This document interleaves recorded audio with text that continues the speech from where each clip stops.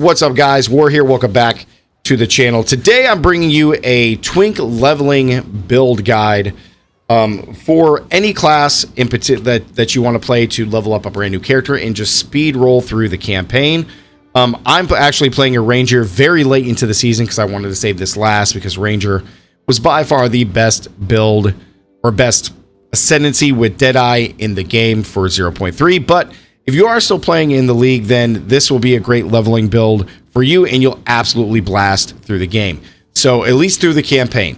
Now, this is a leveling guide. This is Twink gear, which just means it's leveling gear through the campaign, and you're going to be using a lot of uniques. So if you're late into the season, or even just a few weeks and you want to power level another character, you should have enough currency to get all of these items. These items are very, very cheap.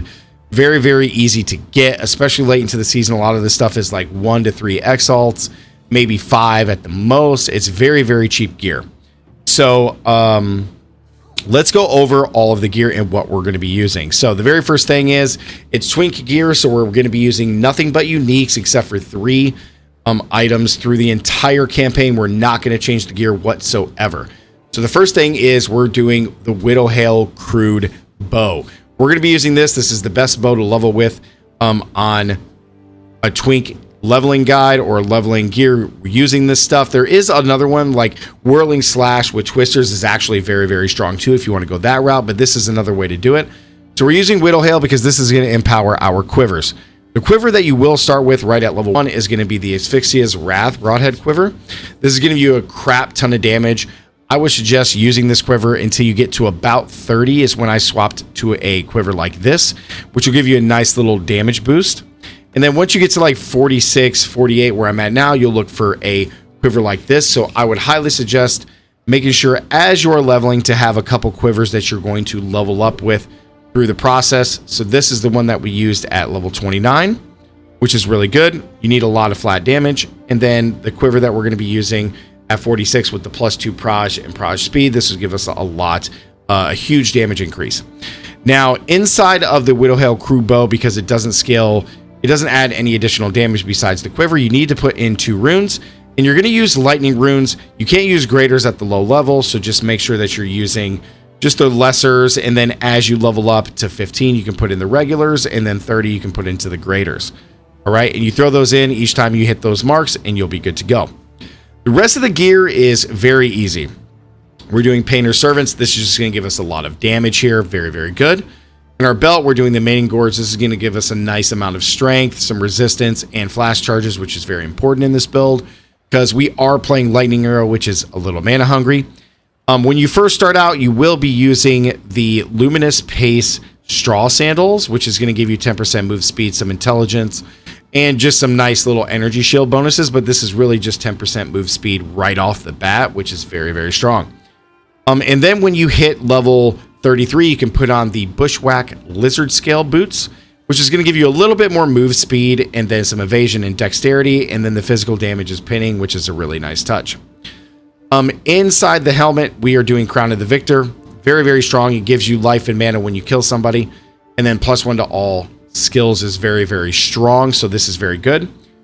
This is an alternate helmet you can use as soon as you hit 27, the Thrill Steel. This gives you Onslaught. Onslaught is going to give you increased skill speed and move speed, which is very, very strong. If you do like just the extra life and mana per hit and the skill level, then you're fine. Use this the whole way through, but you can switch to Onslaught, which is just fine as soon as you hit level 27. In the chest piece, Fox Shade, so good. It gives you nice dexterity and evasion. And then movement speed while on full life and evasion on full life. So strong. Inside the 2 sockets, though, we are doing Soul Cores to give all res and then corresponding resistances in all of the additional gear slots. Now, as far as rings, we did start off with 2 Blackheart rings, which is very, very strong. It gives us added damage to attacks, and then the chance to intimidate, which is very, very good early on. It's a debuff that increases the damages you deal to monsters, and then they deal with less damage to you, which is super strong. You could use the Carnage Heart Amber Amulet if you want for resistances and life leech and just all res, but I prefer to use a regular amulet, something like this that just has accuracy, maybe some mana regen, life, strength, anything like this that you can get your hands on. And then we're going to anoint Sharpened Claw to start with, because this is 25% increased attack damage, which is a lot. I still haven't replaced this, and I've used it this whole time, which is good. Now, when you get a little bit higher level, the same thing you do with your quivers as you get some as you level up to just kind of swap out. You can do the same thing with your rings. So iron rings that have like flat damage on there with mana regen and some reses is good. Max life, anything like that, or accuracy is very good. You can get these while you're leveling up. I just got a pair of breach rings. So once you hit like 40, then get some rings like this where it's flat damage, life, and reses. Flat damage, you know, accuracy and reses. The intelligence doesn't really do anything for us, but just like this to kind of help out with your reses, because my reses still aren't super good, but you need to start having them and worry about them as you get into Act 4 in the interludes before you get into maps. So that is the gear, guys, and that is how you're going to use the gear all the way through. Very, very good. The passive tree is very, very straightforward. If you're playing a ranger, this is the easiest way to do this. If you're playing a ranger, super, super easy. The first ascendancy that we're going to take is Gathering Winds for the Tailwind, because it's just, Tailwind is just absolutely insane. Now, as far as the path, we're just going to be following this down here to Vile Wounds. We come all the way up. The first thing that we're going to take is Harness the Elements for just some more ailment. Then we're taking Escape Velocity. And then we're going to come down and grab Maiming Strike, which is very, very good. Then we're going to come down this way and grab Acceleration for some move and skill speed. Then we come up and we grab Combing Calamity for some damage. And then we're going to be taking Feathered Fletchling for proj speed to damage with bows. And then you get some nice little attack speed nodes in here, which is awesome. After that, we're going to shoot down and we're going to grab the Spring Hair for chance to be lucky and unlucky. And then we get some nice little movement speed here. And then we're coming down to probably one of the most important nodes through the entire build. As soon as I hit another level, we're going to grab Lightning Rod, which is very, very strong. It allows our lightning damage hits to be lucky. And then lucky just is, it's rolled twice and we take the highest roll, which is fantastic. So this is the start of the build and we're in Act 4. It's not going to be much longer before we're into the preludes and then maps. And then the very last two you're going to take is Catalyst for some increased elemental damage, which is great, and a random element. So far, this is pretty much all that you'll need. You can take some extra notes here for some evasion and move speed if you want some more dex. Or you can come and take some more like sniper, or you could take some like pierce, or you can come up and like take some more lightning damage or anything like this. Like any stuff like this is fine to take. You could actually come in here and take some of these nodes all the way up to Primal Sundering just for some more elemental pen, etc.